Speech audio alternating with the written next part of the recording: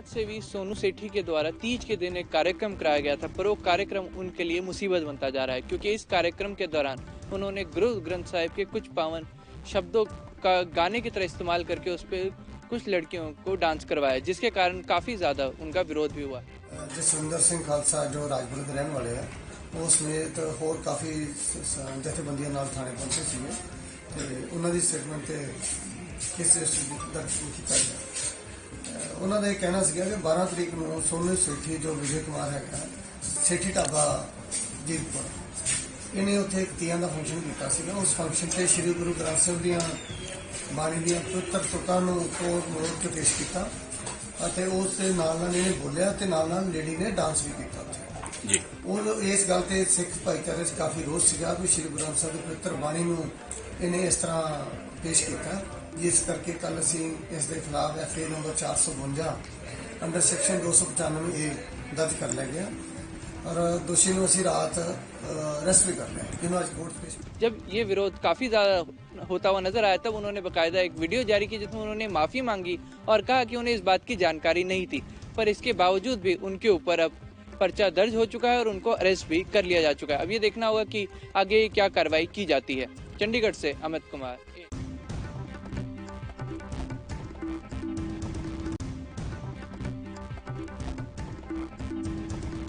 लगातार बढ़ता जा रहा था।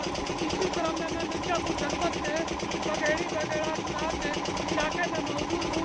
आज हम बाढ़ का दौरा नाव के सहारे किए हैं। ये न्यूज लगातार जब से बाढ़ क्षेत्र में बढ़ी है गंगा जलस्तर, तब से ही ये न्यूज लगातार आपको खबरें दिखा रहा है, लेकिन थोड़ा गंगा जलस्तर में कमी आई है पानी में।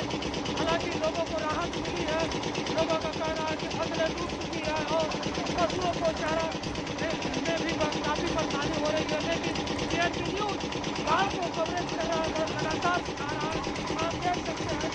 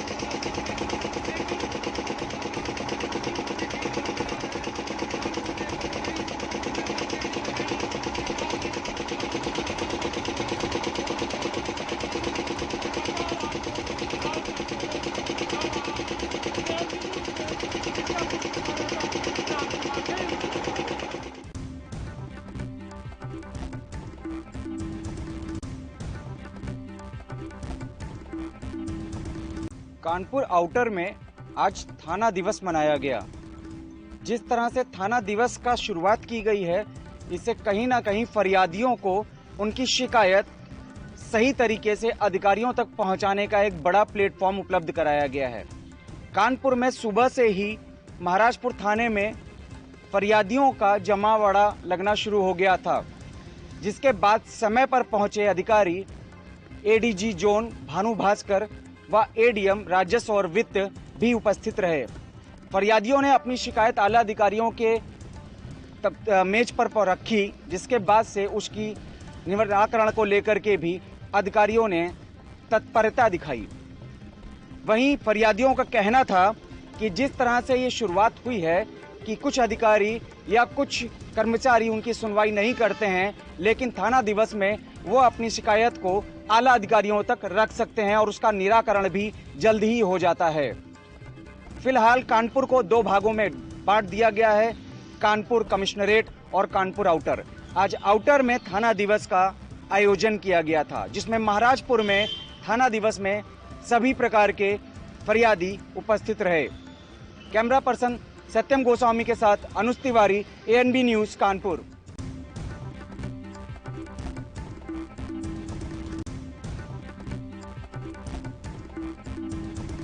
आगामी त्योहारों को लेकर और 15 अगस्त को लेकर किस तरह से पुलिस प्रशासन मुस्तैद है, कासगंज जनपद के पुलिस अधीक्षक रोहन प्रमोद बोत्रे से इसके बारे में हम बात करेंगे। ये बात सर बात की जाए कासगंज जनपद में किस तरह से पुलिस काम कर रही है। देखिए, चूँकि कासगंज सेंसिटिव जोन में आता है, इम्पोर्टेंट सेंसिटिव जोन नहीं है, इसमें हम लोगों ने कई सारी मैंने क्यूआरटी का गठन किया है। कई क्यूआरटी जो है सीओ साहिबान के निर्देशन में जो है वो चल रही है। जगह जगह पे फ्लैग मार्च हम लोगों ने किया। विगत कुछ दिनों से मोहल्ला मीटिंग्स बहुत अच्छे से हम लोगों ने करवाई हैं और जो भी खुराफाती तत्व है उनके ऊपर हमारी कड़ी से कड़ी नज़र रहेगी। साइबर सेल को मैंने एक्टिवेट कर लिया है। जितने भी साइबर के जो भी वेबसाइट्स है हमारी, फेसबुक है, ट्विटर है, इंस्टाग्राम है, अगर कोई भी आपत्तिजनक पोस्ट इन वेबसाइट्स पे पोस्ट होता है तो तुरंत उसको उस व्यक्ति को जो है वो गिरफ्त में लिया जाएगा। विधिक कार्रवाई उसके खिलाफ कठोर से कठोर कार्रवाई जो है वो की जाएगी। सर, अगर बात करें पिछले वर्षों की, जिस तरह से कासगंज का इतिहास बुरा रहा है, उसको लेकर किस तरह से जैसे जो कैमरा बताए गए हैं, कैमरों से निगरानी की जा रही है, क्या सर क्या? देखिए, सबसे इम्पोर्टेंट है संवाद, पुलिस और पब्लिक का संवाद। ये हम लोगों ने बहुत अच्छे से यहाँ पे स्थापित किया है। जो भी मोहल्ला मीटिंग्स हम लोगों ने गली गली में जाके, हमारे एसओज, सीओज, एसएचओज, इन्होंने सबने, चौकी इंचार्ज ने गली गली में जाके मोहल्ला के साथ मीटिंग्स जो है वो की है। वहाँ के जनता के साथ मीटिंग की है और उसका कहीं ना कहीं इम्पैक्ट जो है वो जाएगा उसमें और पब्लिक को भी कॉन्फिडेंस में दिया गया है। ये तो हमारे साथ कासगंज जनपद के पुलिस अधीक्षक रोहन प्रमोद बोत्रे, जिन्होंने साफ तौर पर कहा जो अराजक तत्व हो गए उन पर कड़ी से कड़ी कार्रवाई की जाएगी। कासगंज से ANB न्यूज़ के लिए मैं अतुल यादव।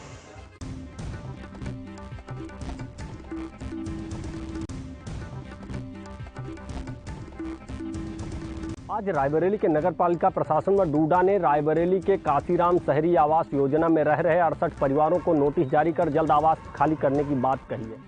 डूडा ऑफिस और नगर पालिका ने यहाँ पर आके लिखित में ले गए थे कि 68 मकान जो अवैध है, इसके लिए उन्होंने वहाँ से लिख गए थे इनको खाली करना है और कल 13 तारीख को 12 घंटे के अंदर वो नोटिस चिपका के चले गए कि ये मकानों को खाली करना है।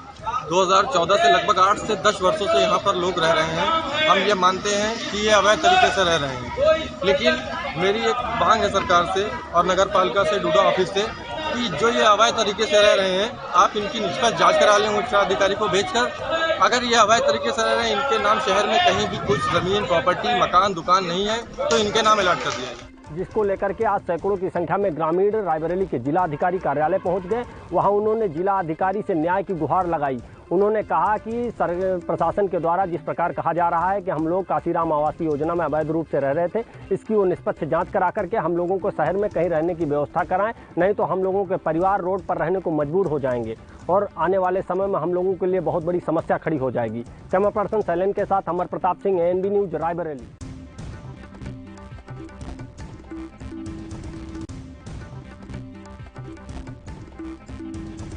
भारतीय किसान यूनियन के पदाधिकारियों और स्थानीय निवासियों ने अधिशासी अधिकारी को ज्ञापन सौंप दिया है और उनको 15 दिन की चेतावनी दी है। यदि समस्या का समाधान नहीं हुआ तो नगर पालिका पर भारतीय किसान यूनियन और स्थानीय निवासी अनिश्चितकालीन के लिए धरना प्रदर्शन करेंगे। ANB के लिए अकील अहमद की मंगलौर से रिपोर्ट।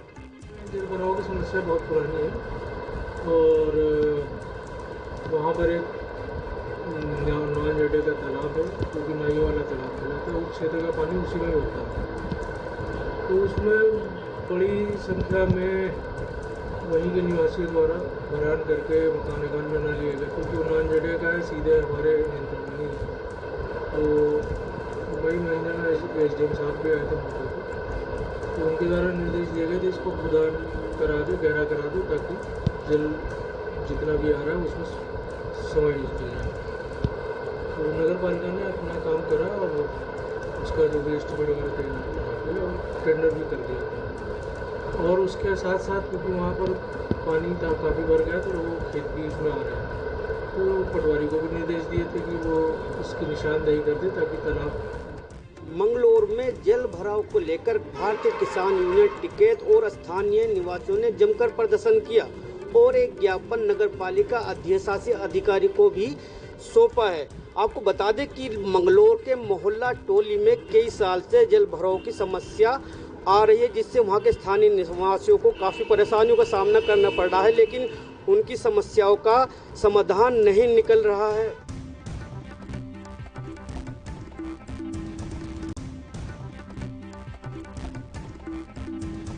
आपको बता दें, उत्तर प्रदेश सरकार की मंशा के अनुरूप आज थाना बन्ना देवी में समाधान दिवस का आयोजन किया गया। वहीं जिलाधिकारी शैलवा कुमारी जे, एसएसपी कलानिधि नैथानी ने आए फरियादियों की जन समस्याओं को सुना और मौके पर कुछ समस्याओं का निस्तारण किया, तो वहीं कुछ समस्या लंबित भी रहीं।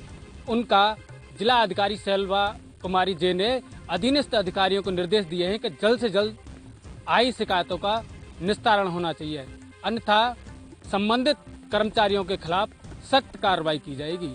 अलीगढ़ से एएनबी न्यूज के लिए मुकेश कुमार उपाध्याय।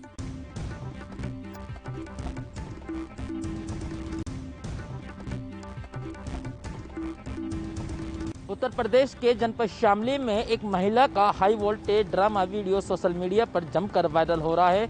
वीडियो में महिला अपने कपड़े फाड़कर पास ही खड़े लोगों पर मुकदमा करने की धमकी दे रही है। कर रहे हैं दादी को अपने साथ लड़ाई झगड़ा करके, और वैसे अपहरण का, रेप का, और मुझे, मेरे भाई को, पापा को, यहाँ तक मेरे मौसा जी, उन पर भी बोलती है, धमकी देती है, या तो उस केस को, मुकदमे को पीछे हटा लो, नहीं तो तुम लोगों को सभी को जेल में पहुँचाऊंगी, और धमकी देती है कि तुम लोगों ने गलत आदमी से पंगा लिया है।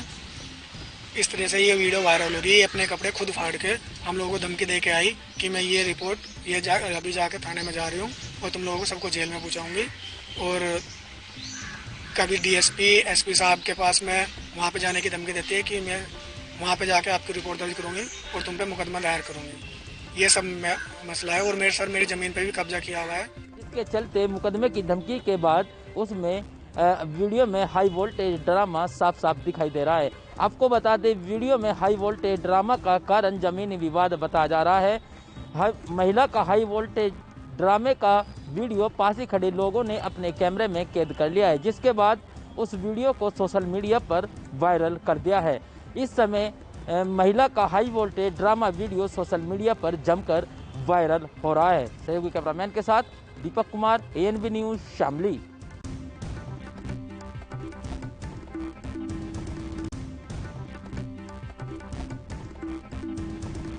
आज शनिवार के दिन समाधान दिवस के अवसर पर हाथरस पहुंचे डीआईजी दीपक कुमार द्वारा जनपद हाथरस के 4 थानों का निरीक्षण किया गया। जनपद के थानों में निरीक्षण किया गया है। आज सरकार के निर्देशानुसार शनिवार के दिन थाना दिवस के इस अवसर पर द्वितीय शनिवार को मेरे द्वारा जनपद के आज 4 थानों का भ्रमण किया गया, और सभी जगह पर जो अधिकारी कर्मचारी थे मौजूद थे, और जो सरकार की प्राथमिकता है, खासकर जो ज़मीन संबंधी विवाद हैं, जो घरेलू विवाद हैं, महिला संबंधी विवाद जो घरेलू हैं, इन सब का जो त्वरित निस्तारण हो सकता है थाना दिवस में निस्तारण किया जाए। और विगत 1 सप्ताह में जो भी विवाद आए हैं थाने पर ज़मीन संबंधित और इस तरह के, जिसको राजस्व विभाग के साथ मिलकर के पुलिस निपटा सकती है, इसको निपटाने के लिए आदेश किया गया है। यहाँ पर जहाँ हम अभी खड़े हैं हाथरस गेट थाना क्षेत्र में, यहाँ पर अभी तक आज के दिन करीब 6 विवाद आए हैं, और जो पिछले विवाद हैं पिछले सप्ताह के, उन सबका निस्तारण तहसीलदार साहब यहाँ हैं और उनके नेतृत्व में किया जा रहा है। और ओवरऑल चारों जगह जो कर्मचारी थे वो लोग उपस्थित थे, और उनको जो सरकार की पॉलिसी है शनिवार के थाना दिवस को लेकर, उसके लिए निर्देश दिए। साथ ही थाने पर प्राप्त शिकायतों का डीआईजी दीपक कुमार की निगरानी में मौके पर ही निस्तारण किया गया। जमीनी मामलों और घरेलू विवादों को प्राथमिकता देते हुए सभी थाना प्रभारियों को डीआईजी दीपक कुमार ने निर्देशित किया। जय किशोर कुशवाहा, एएनबी न्यूज, हाथरस। मध्य प्रदेश के रीवा जिले से सभ्य समाज की वह काली करतूत सामने आई है, जिसमें कि एक नाबालिग लड़की की जिंदगी को अंधकार की ओर ले जा रहा है। जी हाँ, पूरा मामला रीवा जिले के बैकुंठपुर थाना अंतर्गत जोरौरी गांव का है, जहां पर एक पिता के द्वारा अपनी ही पुत्री की जिंदगी को अंधकार की ओर ढकेला जा रहा है। बताया जा रहा है कि जोरौरी गांव निवासी पूजा पटेल, जो कि 12वीं पास आउट हो चुकी है और वह मेडिकल कॉलेज में एडमिशन लेना चाहती है, लेकिन उसके ही पिता के द्वारा उसे घर से निकाल दिया गया। और जब पूजा पटेल अपना डॉक्यूमेंट लेने के लिए घर गई तो पिता के द्वारा मारपीट की गई। बताया जा रहा है कि पिता गांव में ही रहते हैं और वह अपनी ही नाबालिग लड़की को घर से बाहर कर दिए हैं। यहां तक कि नाबालिग लड़की का पिता के द्वारा पूरा डॉक्यूमेंट रख लिया गया है जिससे कि वह आगे की पढ़ाई ना कर पाए। वहीं नाबालिग लड़की की मां महाराष्ट्र में रहकर अपना पालन पोषण कर रही हैं, जिस कारण से आज नाबालिग लड़की एसपी कार्यालय पहुंची और न्याय की गुहार लगाने लगी है। जिस कदर से सभ्य समाज में यह देखा जा रहा है कि समाज में लोग तो सभ्य बनकर घूमते हैं, लेकिन अपने ही घर में अपनी ही लड़की की जिंदगी को अंधकार की ओर ले जा रहा है एक ऐसा पिता जो कि अपनी ही लड़की को नहीं समझ पा रहा है। लगातार जिस कदर से नाबालिग लड़की पढ़ना चाहती है और वह कुछ ना कुछ अपनी जिंदगी में करना चाहती है, लेकिन पिता की दखल अंदाजी के कारण लड़की इस चूक रही है। हालांकि आज लड़की के द्वारा एसपी कार्यालय में आकर न्याय की गुहार लगाई गई है और यह बोला गया है कि उसे जल्द से जल्द न्याय मिले। एएनबी न्यूज के साथ संवाददाता विजय त्रिपाठी, रीवा।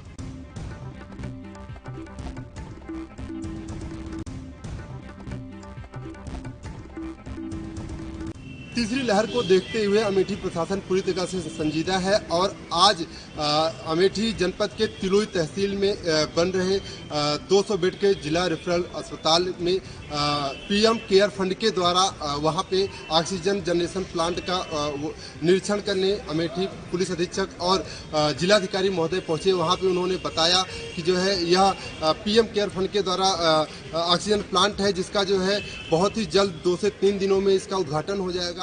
देखिए, तिलोरी तहसील के हमारे रेफरल जो हॉस्पिटल है वहाँ पर एक पीएम केयर की तरफ से ऑक्सीजन प्लांट लगाया जा रहा है। ये प्लांट हमारे यहाँ पे आ चुका है और 1 से 2 दिन में इसको फंक्शनल भी कर दिया जाएगा।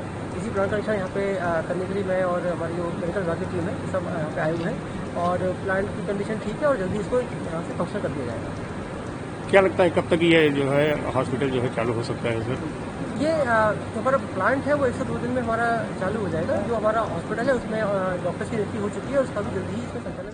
यहाँ पे डॉक्टरों की नियुक्ति हो चुकी है। फिलहाल जिला प्रशासन की बात करें तो अब अमेठी जनपद पूरी तरह से कोरोना मुक्त हो गया है। यहाँ पे कोरोना के एक भी पॉजिटिव पेशेंट नहीं है और लगातार कोरोना नेगेटिव यहाँ पे बना हुआ है। कैमरामैन संजय यादव के साथ राजकुमार Jaiswal, ANB news, Amethi.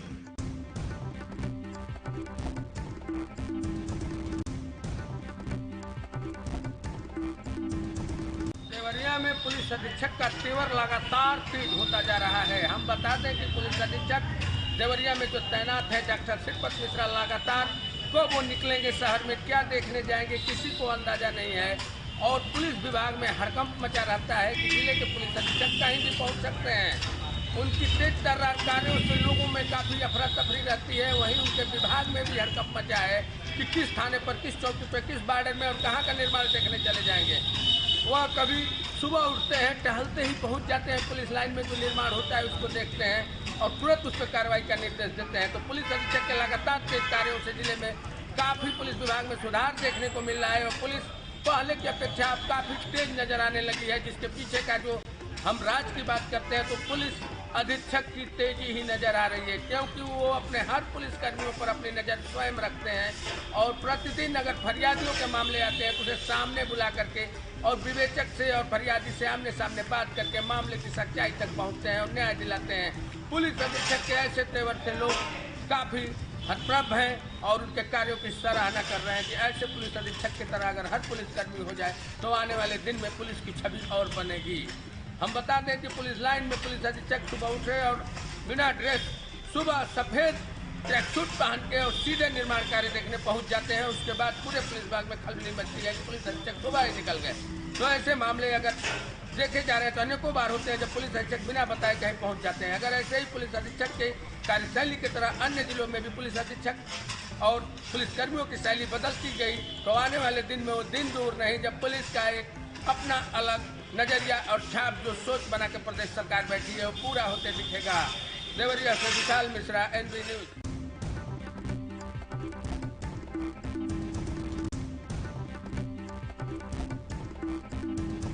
स्वाट team व सिवारा पुलिस ने एक इनामी बदमाश सुमित को गिरफ्तार कर लिया है जो काफी समय से फरार चल रहा है। स्वाट टीम और सिवारा पुलिस ने 50,000 के इनामी नोटोरियस कुख्यात अपराधी को पकड़ा है। सुमित सना सरदार ये रहने वाला कुतुबपुरा का है। कई मामलों में वांछित चल रहा था। अपहरण के मामले में मुरादाबाद से, मारपीट के मामले में बिजनौर से। इसके खिलाफ 307, 308 अन्य संगीन गंभीर धारा में अभियोग पंजीकृत हैं।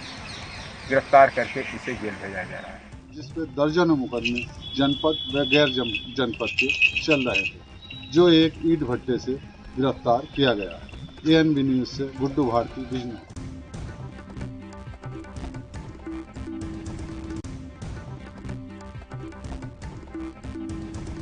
प्रथम अपर जिला जज ने पुत्र की हत्या के आरोप में एक पिता को उम्र कैद की सजा सुनाते हुए उस पर हजारों रुपए का जुर्माना लगाया है। साथ ही आरोपी को जेल भेज दिया है।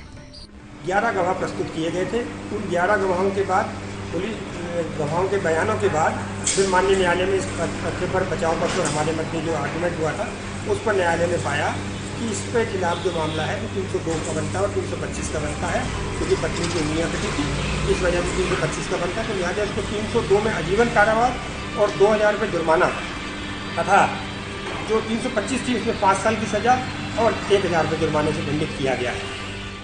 बताते चलें कि पानदेव सिंह अटवाल ने विगत 14 फरवरी 2014 को नानकमत्ता पुलिस में तहरीर देते हुए बताया कि उसने अपनी पुत्री का विवाह ललित मोहन भट्ट के साथ किया था, जिसके बाद उसके 3 पुत्र थे।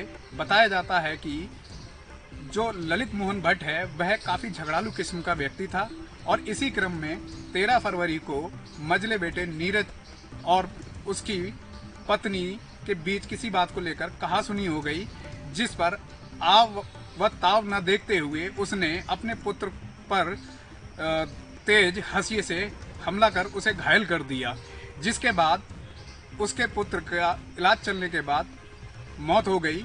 इस मामले में जिला शासकीय अधिवक्ता दीपक अरोरा द्वारा आरोपी के खिलाफ कुल 11 गवाह पेश किए गए थे, जिसमें आरोपी को दोषी मानते हुए आज प्रथम अपर जिला जज ने उम्र कैद की सजा सुनाते हुए हजारों रुपए का जुर्माना लगा दिया है। अपने सहयोगी के साथ ANB न्यूज रुद्रपुर से मुमताज अहमद।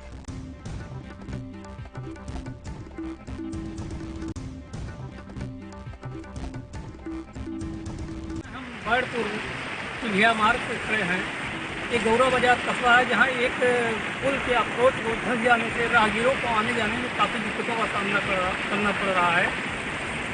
जो भी राहगीर यहाँ आते हैं फंस जाते हैं, चाहे बाइक हो या 4 व्हीलर हो। 4 व्हीलर वालों को तो और दिक्कतें होती है, कैसे कि ये रास्ता धंसने की वजह से 4 व्हीलर जाने का बहुत कमी उम्मीद है। अगर रात में कोई राहगीर आता है तो काफ़ी बड़ी हादसा भी हो सकता है, लेकिन विभागीय लापरवाही की वजह से ये अप्रोच पे लोग ध्यान नहीं दे रहे हैं। जबकि ये लुम्बनी और श्रावस्ती को जोड़ता हुआ मार्ग है, इसमें टूरिस्ट गाड़ियाँ भी चलती हैं, लेकिन इस अप्रोच के फंसने की वजह से विभागीय अधिकारी इस पर ध्यान नहीं दे रहे हैं, जिससे यहाँ के ग्रामीणों को काफ़ी दिक्कतों का सामना करना पड़ रहा है। ANB news Dharmveer Gupta, Siddharthnagar.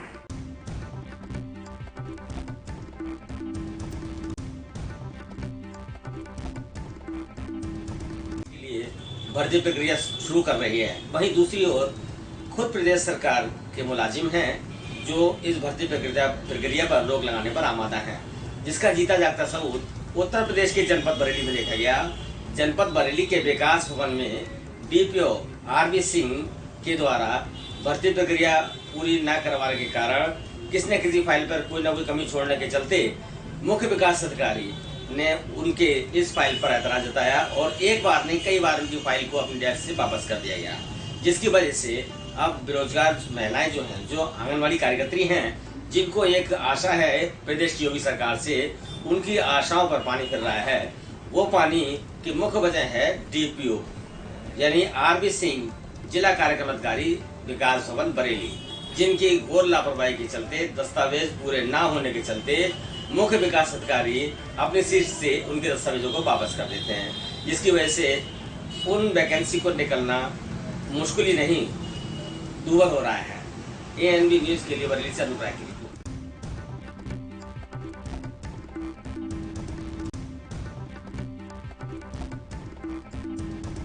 महाराजगंज जिला भारत और नेपाल से सटा हुआ है। इसी को लेकर भारत और नेपाल के 84 किलोमीटर की खुली सीमा को देखते हुए आज डीएम और एसपी ने जायजा लिया और सुरक्षा एजेंसियों को कड़े निर्देश दिए।